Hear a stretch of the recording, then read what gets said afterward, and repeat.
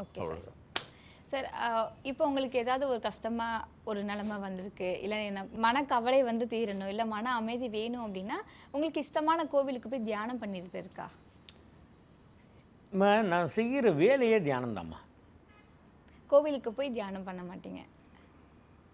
கோயிலுக்கு போயிட்டு உண்மையாக எத்தனை பேர் வந்து தியானம் பண்ணுறாங்கன்றதை சொல்லுங்கள் பார்ப்போம். இல்லை, கம்மி தான் கொஞ்சம்.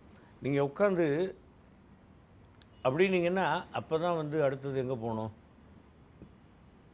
ஓலா பிடிக்கலாமா, ரேப்பிடோ பிடிக்கலாமா, இதெல்லாம் வரும் மைண்டில். மைண்டு எங்கெங்கேயோ போகும். நான் தியானம் பண்ணேன், 1 hour தியானம் பண்ணேன்.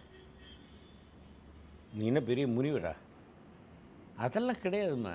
உங்களுக்கு முடிஞ்சால் நீ பண்ணு, தியானம் பண்ணாக்க ரைட், ஓகே, நல்லது தான், இல்லைன்னு சொல்லலை. மைண்டு நல்லா ஆகும், அதெல்லாம் ரைட்டு தான். ஆனால் இப்போ இருக்கிற காலகட்டத்தில் பண்ண முடியாது. நம்ம பேட்டி எடுக்கிறதுக்குள்ளேயே ஆம்புலன்ஸு போகிற சவுண்டெலாம் கேட்டுது. ஆமாம் இல்லையா?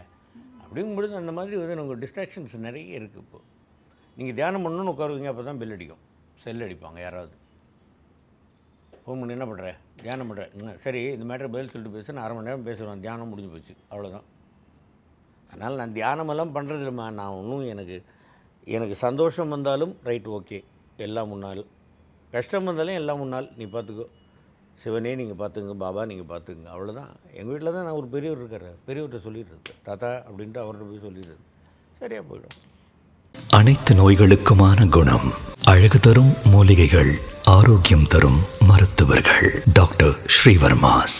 அழகும் ஆரோக்கியமும்.